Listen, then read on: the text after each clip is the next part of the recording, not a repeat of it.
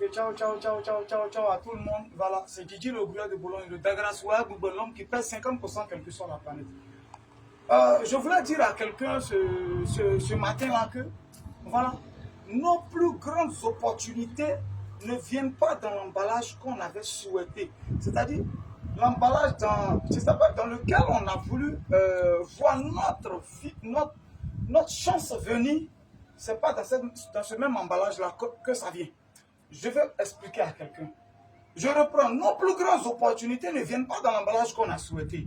Je vais expliquer encore plus clairement voilà, pour les vrais gourous, pour dire que là où tu penses que ton bonheur va quitter là, tu ne connais pas.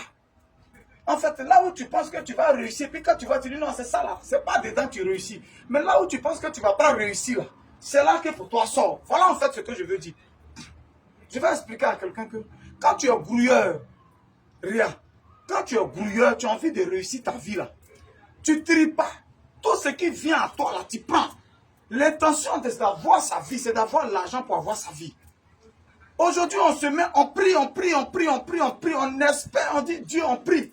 Mais quand on finit de prier, on ne sait plus. C'est-à-dire, on est là, quand on finit de prier, on ne croise pas les bras. Mais tout ce qui s'offre à nous, on va croiser, on fait. Dans l'intention, on ne sait jamais. C'est dans quel œuf il y a coq. On ne sait pas. Je vais t'expliquer. Une dame, son rêve, c'était d'aller en Europe. Son rêve, c'est d'aller en France tout le temps. Dans toutes ses prières, elle veut aller en France. Dans toutes ses prières, elle veut aller en Europe. Tout. Oui.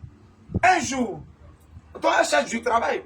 Dans le travail, elle cherche un jour à l'église, quelqu'un lui dit que j'ai un monsieur qui est là, qui est en Côte d'Ivoire pour un temps. Il a besoin d'une fille de ménage. Parce qu'il a ses 2 enfants, vraiment, dont il a besoin de quelqu'un. Quand elle a entendu travail des servantes, travail des nounous, elle a réfléchi jusqu'à elle dit non, elle ne peut pas faire. Elle ne peut pas faire ça. Ok. Donc elle est venue voir, c'est-à-dire sa nièce qui était chez elle. C'est elle est venue voir. Donc pour lui dire, voilà, c'est un travail, c'est là, moi, elle ne peut pas faire. La fille a dit, moi, elle peut faire. Elle dit, non, il ne peut pas faire, moi, elle peut faire. La fille est partie faire le travail.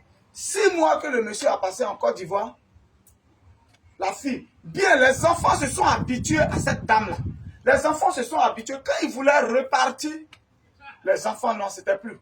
C'était plus bon. Les enfants étaient déjà habitués à cette dame. Le monsieur aimait la dame parce que les enfants, moi, par exemple, je dis tous les jours, tu es ma femme ou bien tu es temps pour moi. Si mes enfants t'ont aimé, tu as tout eu. Pour moi, là, ce n'est pas important. Pour moi, là, ce n'est pas important. Si mes enfants sont accrochés à toi, ils t'aiment, c'est tout. C'est l'essentiel, c'est primordial pour moi. Alors, le monsieur s'est dit non. Il s'est arrangé, rentré à l'ambassade, tout et tout, pour lui faire un visa. Quand il repartait en France, il est reparti avec la jeune fille. Il est reparti avec elle parce que ses enfants l'aimaient. Il est reparti avec elle. Quand ils ont appris, cette dernière qu'elle a appris, ce qu'elle ne pouvait dire, c'est si je savais. Si je savais, tu as rêvé à aller en France tout le temps. Ton rêve, c'est d'aller en France. Son rêve, c'était d'aller en France. Mais quand on veut aller en France, là, on ne regarde plus le travail qui vient à nous dans l'intention d'avoir l'argent et puis économiser, puis aller payer. C'est ce qu'on fait. On ne trie plus le travail. Toi, tu demandes, tu viens, tu sais par où on passe. Elle a pensé que la vie allait être rose, quelqu'un va venir, bon, elle va venir, voilà le visa, va en France directement. Non! Non, quand on est grouilleur, si moi je savais que j'allais avoir l'argent, mon hôtel qui est là, ça fait 15 chambres. Ça, c'est à Hermonkounou. C'est médicaments indigènes. Je dis qu'un tiers de l'argent qui est rentré, plus de 30 millions dans médicaments indigènes. Que je vendais dans les rues, je préparais médicaments indigènes et mettais dans le bidon pour aller vendre aux gens médicaments de coco, c'est ça qui est vendu. C'est ça qui m'a donné l'argent en Europe. Qui savait, moi qui ai toujours pensé, peut-être que je vais être professeur de philosophie. Ou après un moment en Europe, quand j'ai fait mon salon de coiffure, je coiffais dans mon coin, je vendais tous les carreaux. Je pensais que c'est ça qui allait me donner l'argent. C'est un jour quand j'ai eu mal. Je travaillais tellement que je chiais le sang. Ou je déchargeais les voitures, je chiais le sang. J'ai demandé médicaments de coco, ils n'ont pas m'envoyer. C'est un médicament de coco qu'on m'a envoyé qui m'a sauvé là. Ça m'a fait bander fort. C'est ça qui a commencé avant et puis aujourd'hui je livre en Californie. Je livre un peu partout. Je livre médicaments de coco partout. Qui savait que c'est dedans, il allait avoir l'argent? Les gens au début se sont moqués un peu, ça riait. Les gens rient un peu, se sont moqués un peu parce qu'ils font médicaments indigènes, ils font médicaments de coco en Europe. Je veux dire à quelqu'un, je veux parler à un aventurier, je veux parler à quelqu'un, à un grouilleur, pour dire qu'un grouilleur, il ne trie pas. Tu ne sais pas où ta chance va quitter. Un vrai grouilleur, il ne trie pas. Un vrai grouilleur ne trie pas. Si Kiki, moi, je me suis promené en Europe avec un médicament indigène pour femmes.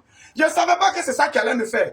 Quand je voulais aller en France, moi, je te donne travail de servante, mais tu n'as rien, tu n'es rien. Il y a des gens, tu dis, toi, ton talent, c'est chanter. Mais en attendant, pour chanter là, il y a l'évangile est gratuit, mais l'évangélisation est payante. C'est-à-dire, solo, tout ça, il faut payer. Donc, il faut de l'argent pour ça. Sinon, l'évangile est gratuit, c'est la même chose. Tu dis, tu sais chanter, tu as un talent, tu sais chanter, oui. Mais en attendant pour rentrer en studio, pour que ça prenne, il faut le travail. Tu refuses maçonnerie, tu refuses rouler moto, tu refuses ton, tu cherches quoi? Tu penses que ça va venir, tu attends ton jour comment? Je vais dire à quelqu'un, un vrai grouilleur, il ne trie pas.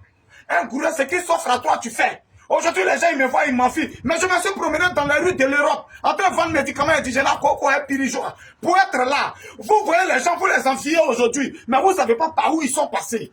Il faut travailler, un frère grouilleur, on travaille. On ne trie pas travail, un grouilleur, il ne trie pas travail. Les plus grandes opportunités de nos vies ne viennent pas dans l'emballage qu'on a souhaité. Là où tu ne penses pas qu'il y a ton bonheur, c'est dedans, ça sort. Je connais des gens aujourd'hui qui sont devenus grands footballeurs. Ils étaient en entraînement, ils sont joués, mais ils sont allés faire mécanique. Ces petits maracanais entre nous, entre les mécaniciens, quelqu'un l'a vu, il dit, toi, viens. Aujourd'hui, ils sont devenus des footballeurs internationaux. Vous comprenez un peu? Un frère grouilleur, il ne trie pas travail. Un frère grouilleur, il frappe tout. Tu ne voles pas de manière honnête et puis tu fais. Nos plus grandes opportunités ne viennent pas dans l'emballage qu'on a souhaité. Si quelqu'un a des oreilles, est-ce que j'ai parlé à un grouilleur? Est-ce que j'ai parlé à un grouilleur? C'était qui dit le grouilleur de Bologne. Si tu as aimé, appuie sur partager. On est ensemble. Ciao, ciao, ciao.